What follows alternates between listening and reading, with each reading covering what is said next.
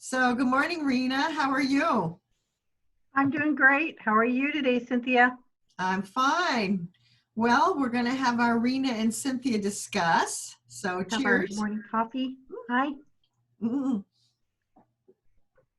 And today we thought we would discuss really coming out of the closet, how we have come to know ourselves as light workers and how we have felt about it and experienced it in relationship with other people and just how long of a journey it's been. So what about you, Rena? When did you first realize things were different or that you were different?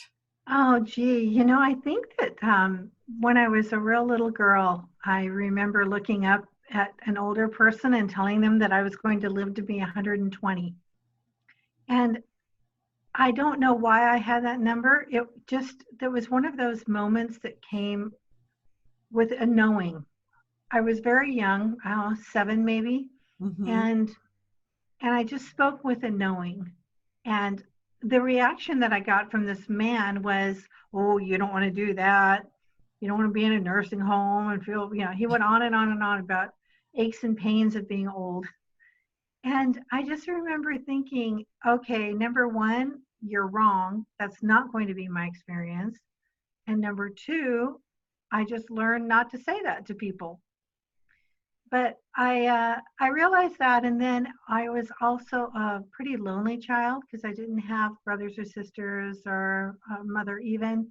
So I just it was just me and my father, and my father would of course work, and so I had a lot of time to myself, and a lot of time alone, and I had my invisible friends, and I didn't see anybody, but I would have these imaginary conversations, and I kept myself very entertained in my head with all kinds of things. When I wasn't teaching and pretending to be a teacher to a little classroom full of little stuffed animals, then I was having these conversations, and I would get this just just I just knew that I wasn't alone, and I think that that was a lot of it. That I always had support. I knew I was loved, I was supported, I had friends, even if they weren't other children or people that I could see in my life at the moment. So, just those couple little things in my childhood. Yeah. And I realized that, yeah, I was different. And those are things you don't talk about to other people in a safe way. Well, I had two older sisters and a bigger family than you did, but yeah, I just began to feel different, and I was always really curious about the natural world and then the spiritual world. As a child, of course, I didn't know how to articulate that, but I remember being in church one day, an Episcopalian church, and I remember sitting there thinking something's wrong with this picture. And this man up there is telling me how to pray to God and how to have my connection to God through him. And I just remember revolting and rebelling right away. Like, this is not right. Something's wrong. And the older I got, I really began to see that that was really the case, that things are not supposed to be this way. This feeling that we're here in this beautiful world, and people are supposed to be happy and joyous and creating and manifesting, and people were unhappy and depressed, and things were wrong. um Well, so and it was also that part of that, pardon me for interrupting, but that part of that we're born in sin, like that was a oh part yeah. that got to me too. And I couldn't understand when I did the same thing. I went to church and I couldn't understand.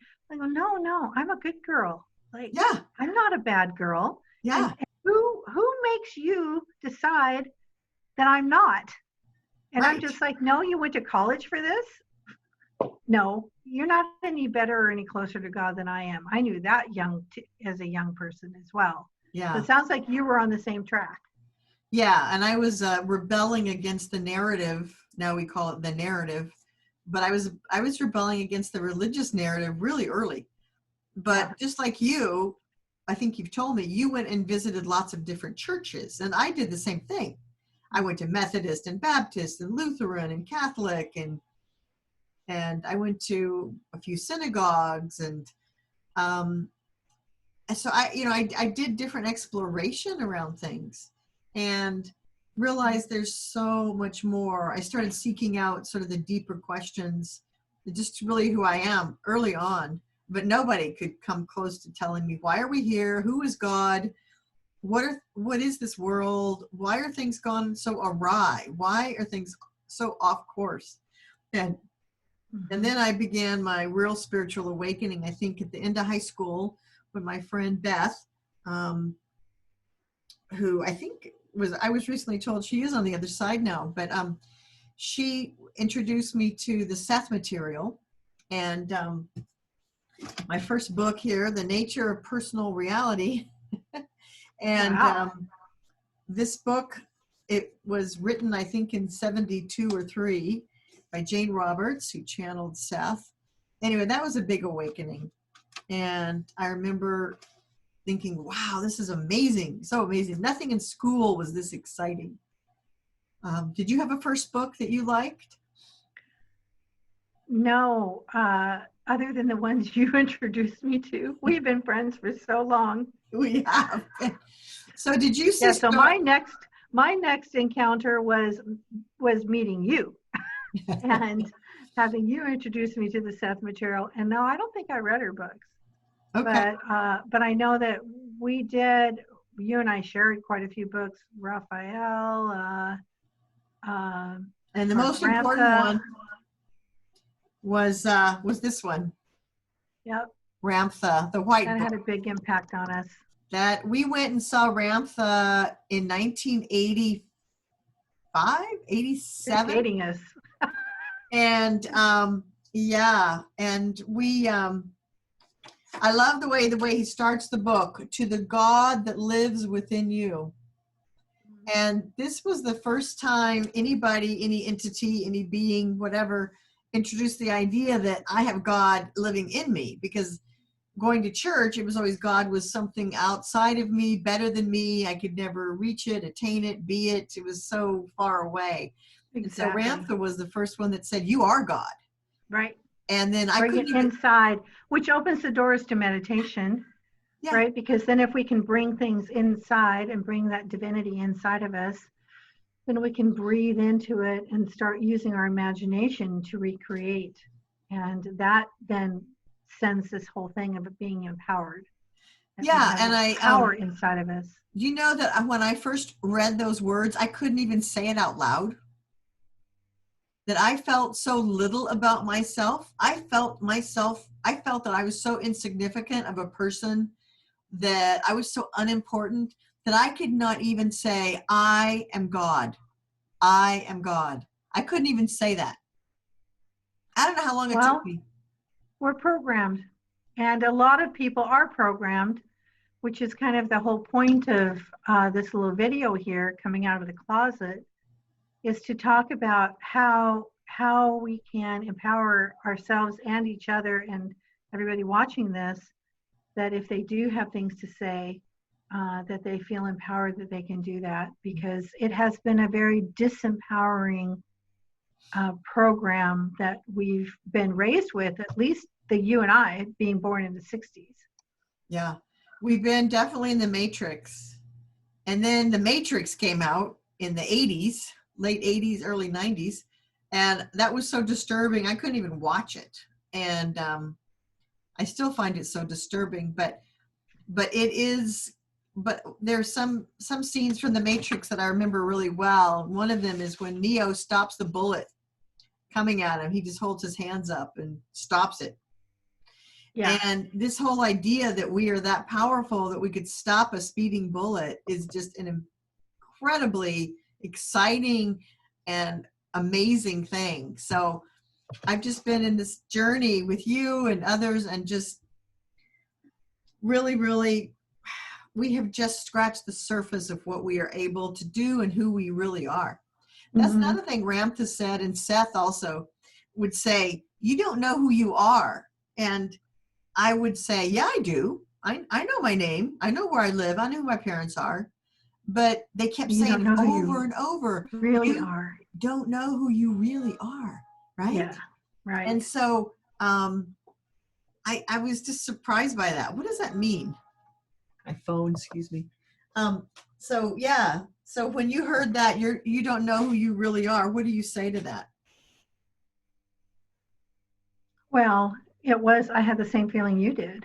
Like, I know who I am. I know my name. I know all this stuff, but it was this outer identity. And now, of course, we really know what they're talking about. And we still actually don't. I still don't know what exactly they're talking about because it's so much more vast than what even I can comprehend, Mm-hmm. even after studying these things for 40 years.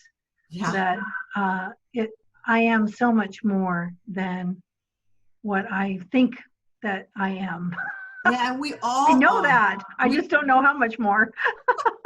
we all are. And then you hear, as we got into our spiritual studies more and more, oh, you're a multi-dimensional being. And we're like, what does that mean? What Like, does that mean? I'm Right. just trying to figure out this three-dimensional crazy world down here. And then Right. you're told, well, you're multi-dimensional. I'm like, what does that mean? And so Mm. it's just really infinite. We really are infinite, sacred, beautiful, spiritual beings having a human experience. And I love that saying when I first heard that. I forget who it was that first said that I really heard that. Oh, Mm-hmm. I'm not a human being having some spiritual experiences. No, no. Right. We are spirit beings having a human experience. So then that turned Well, everything. now we understand that we're having multiple experiences in parallel timelines. And that's another thing that's just like, what? What does that mean? We're multidimensional and having parallel lives. I don't get it. And then I remember Tobias, the Crimson Circle group, when Oh, yeah. Tobias said through Jeffrey Hoppe, followed them for many years, he said things like, well, all of your dimensional selves are going to come together in this lifetime and they're going to line up and you're going to be one self. And I'm thinking, oh, good, because I don't, who are all these other Cynthias running around? Yeah. I need some aligning. Yeah, I need some aligning. I'm So, feeling too scattered. oh my goodness. It's really fun to be able to talk about this because I haven't had a lot of courage to really share this with tons of people and a lot of people. Oh, And you and right. I are jumping off the deep end of the pool here into the deep end to sort of say to the world, have courage, come forth, light workers. It's It's okay. okay. You're not as weird as we are. Join the Yeah. club. Oh my gosh. You're safe here. Yeah. And then we hear that we chose to come here. So that's a whole nother idea that you aren't born a Mm-hmm. victim into a family. You actually make a choice for your soul growth and Right. development. So we chose to come. And then I hear from other sources, well, not only did you choose to come, but you were chosen to come. So wow. So Well, these are interesting times. And I think, didn't we hear like a long, long time ago that there's a long line, a long waiting line yeah, to come in and have an earth experience yeah. because these times are just so magnificent. They've been prophesized about for so long, and and it's really the most magnificent time because we're so in the transition, and it's been building, building, building, building, building, not really realizing that even 10, 20 years ago we were in the transition, but today, Oh, October 26th, 2020, we're in the middle of the transition. And it's only going to get the great shift. nuttier Yeah, the great before shift it of the clears, ages. right? Yeah, yeah. I mean, So, that's why I know it's a fantastic time to be alive. But as I say to my spirit, it's thanks. This is really tough down here. You yeah, know, it's also really hard and challenging, and we're dealing with these physical bodies that are limiting and, go through all And their are trials. aging even when we proclaim that they wouldn't. Yeah. I'm still working on that one. Yeah, I know. Tell my back that today. And Yeah, exactly. yeah, so just so you all know out there, anyone who's listening, and we welcome you to our Voice.club. We've created a website where you can get on and you can share ideas and thoughts with us. There's a place where if you join our community, you can blog with other people and we can share our experiences together as Lightworkers. There are other websites where people are sharing, and we just want to encourage everybody to share and get out of the closet and really come and speak your truth, because we have been preparing this. I've heard that we've been preparing for this lifetime for lifetimes, like maybe hundreds of years, maybe thousands of years, who knows? That's interesting. I could see that, because it's taking everything, and we're not the only ones, right? Everybody has been, because then it's taking everything that we have. Everything is coming to the surface, and is being brought up for us to look at and say, do I like you? Do I want to keep you? Or am I going to let you go? And every single thing is being brought up for that analysis and that decision. But then it's the process of, how do you let things go when you decide you don't want them anymore? And that's something that I'm exploring in our website and on our website big time, is help with that, and how to break free of those old programs and to let stuff go. So I hope to make a whole bunch of videos about that. Maybe have a training course of some kind in our community, our Voice.club, in our community about that, and introduce some products that could be beneficial in helping with that. But really just taking those pieces of us that we're ready to release, and we want to let that stuff go and create this new, make room for the old. Get your old clothes out of the closet, so you got room to hang your new clothes in there, right? And Lori Ladd, she's just fantastic. She's on YouTube, and she's just been so encouraging and inspiring. I recommend anyone watch Lori Ladd. But let's put a link down in the description when we'll put a link down for Lori's work. But Lori Ladd, she had a really nice analogy that life is and I've always identified kind of personally with this. Life is a flowing river, and right now we're in this huge shift, and so it's a massive river flowing with tons and tons of volume of water, and people are all holding on to their old programs, their old lifestyles, their old ideas and belief systems. And she says it's like being in a river and holding on to a big boulder, and you're holding on because you gotta hold on to that boulder because that's all you know, and it's your beliefs and your parents' beliefs and the way you were raised. It's your safety net. Your safety net to hold on to this boulder. But anybody who knows, if you've been in the middle of a river, holding on to a boulder is not a good idea. No. Painful. It's tiring. You get fatigued. Oh, it's like the river never stops. It never stops. Yep. So she said, let go of the boulder. Let go and trust. Let go and trust. It's the best analogy. I know. I loved it. I used to kayak in rivers, and I just absolutely love it.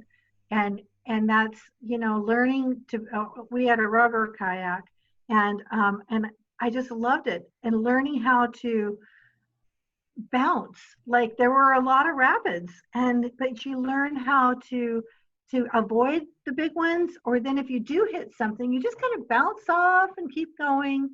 And it's just a perfect analogy, because that water can be calm sometimes and give you a rest.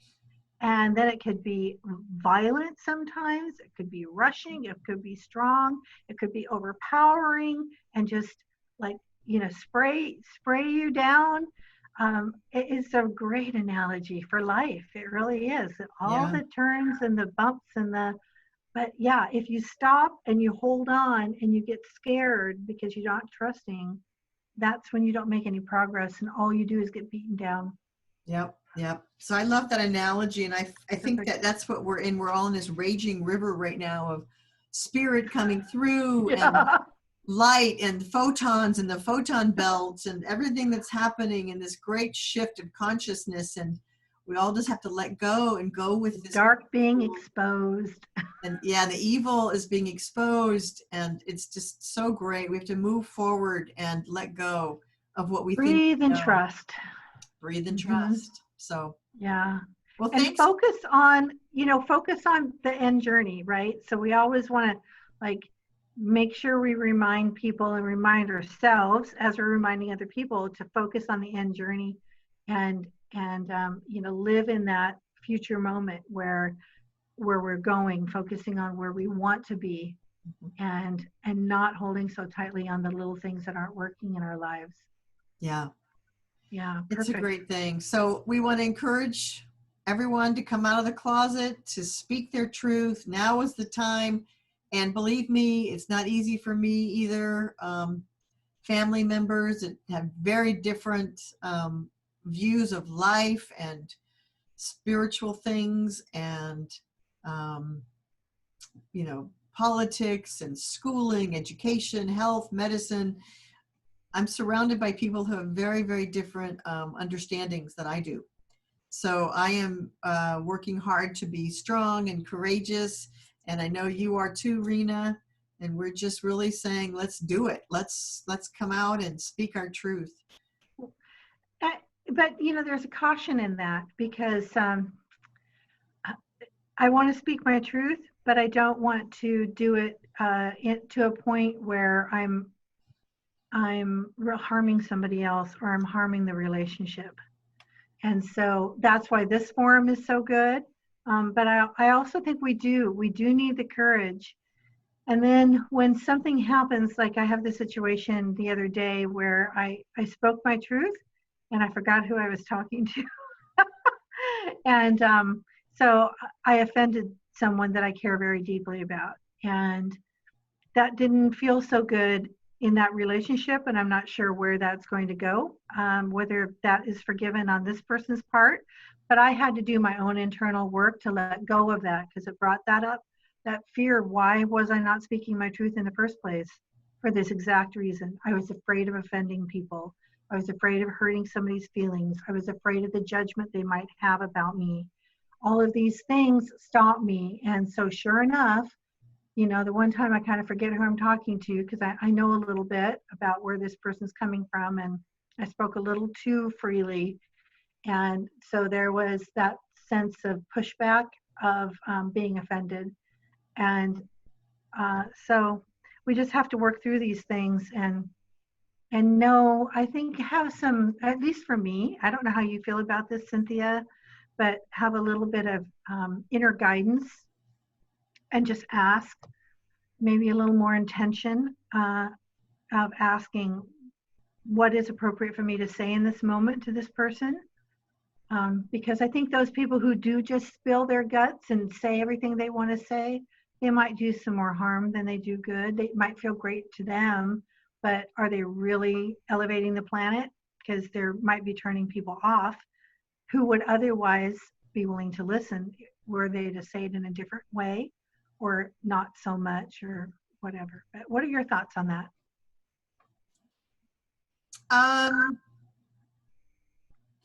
I can understand where you're coming from.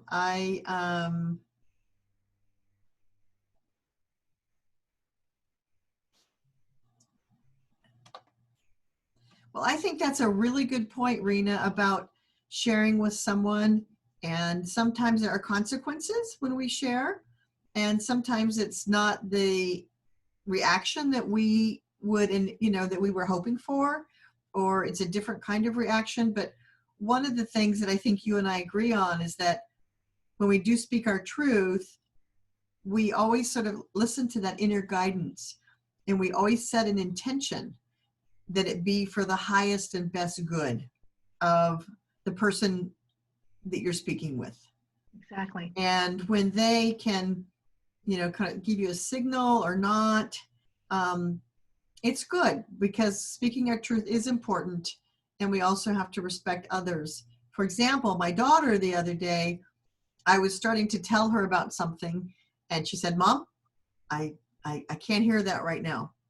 And so I showed her that respect and said, "Of course, sweetie, that's fine. We don't have to talk about that." So we have to always give and take in relationships. And so that's a really good point. Really good point. And just to But trust. it doesn't mean that we shouldn't, right? We should speak up and have that courage. So, yep, absolutely. Yeah. Come out of the closet and find our tribe, which is what Our Voice Club is all about, is finding those like-minded people so there's a safe environment where we don't have to kind of play these mental gymnastics. Right. We don't have to worry about preserving these relationships that we've spent our lifetimes in some cases building. That that it is a safe place and it's a highly respected place, and we can say, hey, I just heard about this weird thing. Not weird necessarily, but I just heard about this thing, or I'm thinking this.